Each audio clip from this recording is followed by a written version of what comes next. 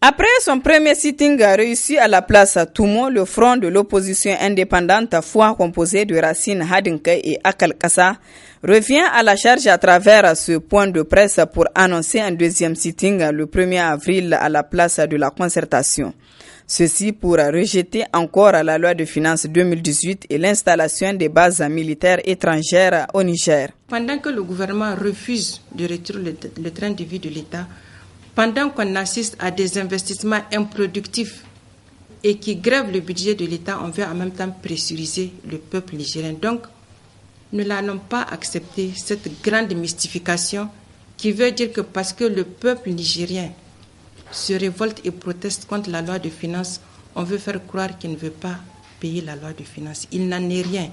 Et par rapport à cela, nous allons continuer à réaffirmer, à dire notre rejet par rapport à la manière antidémocratique, antisociale et autoritaire et dictatoriale avec laquelle le régime de la 7e République est en train de gérer les maigres ressources de notre pays.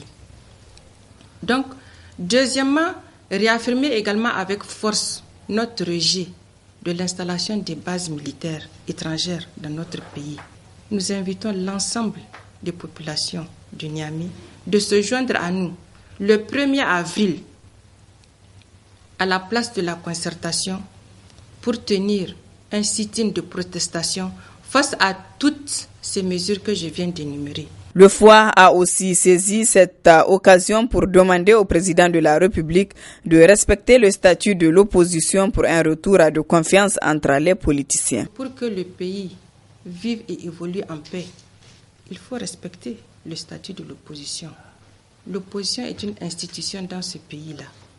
Donc, il faudra qu'ils acceptent de créer les conditions d'apaisement, de sérénité, en créant les conditions du retour au chef de file de l'opposition. Parce que c'est une mesure de rétablissement de la confiance dans notre pays. Il faudrait qu'ils acceptent de revoir toutes les lois qu'ils ont triturées par rapport au code électoral et par rapport à l'installation de la CENI, qui est illégitime, qui est illégale. Donc je voudrais attirer l'attention des autorités que nous n'accepterons pas un autre hold-up électoral. Depuis son adoption par les députés nationaux, la loi de finances 2018 continue d'être désapprouvée par la population nigérienne à travers les manifestations de protestation qu'organisent les partis politiques de l'opposition et la société civile.